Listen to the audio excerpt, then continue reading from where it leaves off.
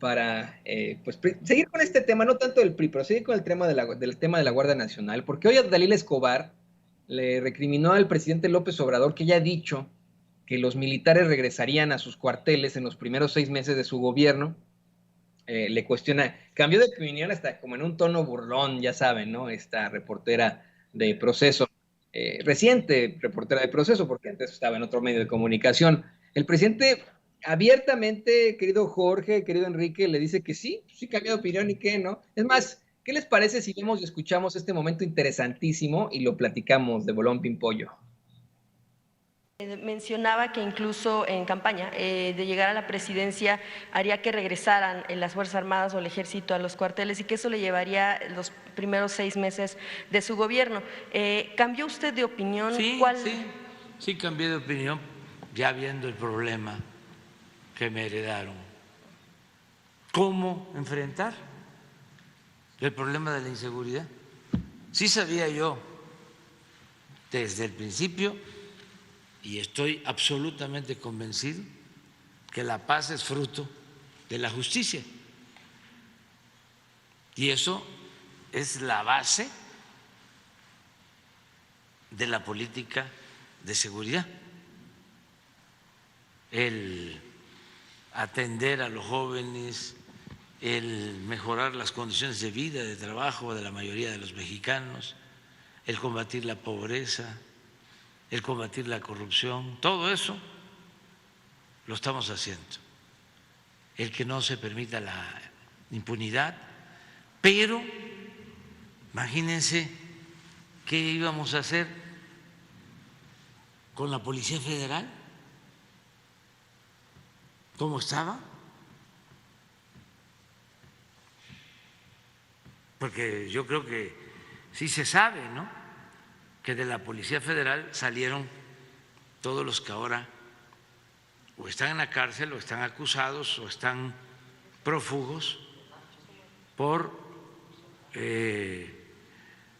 tremendas violaciones a derechos humanos. Y ahora con la creación de la Guardia Nacional y la solicitud de la adscripción bueno, pues ahí a la está, sede. ¿no? Ahí está el presidente hablando de cómo es que, pues en todo caso, él se dio cuenta de la realidad y decidió cambiar la estrategia. Esto obviamente está siendo utilizado en los medios de comunicación tradicionales, Jorge, para el golpeteo, para decir, ya ven, prometes y solo me prometes y nada, y no sé qué. Yo, si te soy perfectamente honesto, Jorge también tenía esa idea de que los militares regresaran a los cuarteles, que era una idea errónea tener todavía botas en las calles. Yo siempre he dicho que hacen falta más bien libros, lápices, colores, pero ante la crisis humanitaria a la que nos enfrentamos, pues es evidente que se tenía que enfrentar de otra forma. Tu opinión, querido Jorge Gómez Naredo.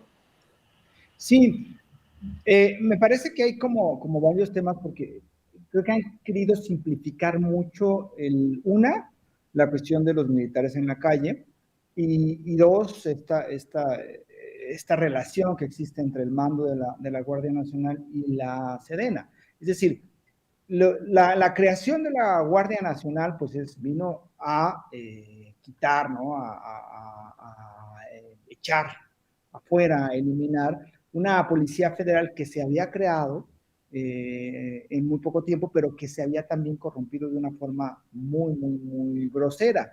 La Guardia Nacional, que no es tampoco un modelo único en México, sino que existen otros referentes en otras partes del mundo, pues vienen sí, como estaba también la Policía Federal, una parte de militares, otra parte que llegó de elementos de otras corporaciones y otro, pues nuevos elementos en la Guardia Nacional. Entonces, no es solamente que los militares estén en la calle, porque eso creo que no abona a lo que se está planteando en lo que propone el presidente. Es decir, lo que propone el presidente es que la Guardia Nacional continúe, porque en este momento está con un mando vía la Sedena y no que termine al concluir su sexenio y que regrese a lo que se especifique la Secretaría de Seguridad Ciudadana. Entonces hay elementos que sí me parece que han como simplificado y que llegan a estos discursos, a estas narrativas de que Andrés Manuel López Obrador es autoritario, que se está militarizando todo, que en fin. Yo creo que hace falta una buena reflexión acerca de cuál ha sido el papel del ejército en el gobierno de Andrés Manuel López Obrador, es decir, cuáles han sido los elementos, cómo se ha utilizado en el aeropuerto Felipe Ángeles, cómo se ha utilizado también ingenieros en la refinería de Dos Bocas o en el Tren Maya, y también ver cuáles han sido las funciones de la Guardia Nacional, cómo esto se ha profesionalizado. Yo recuerdo muy bien donde vivo,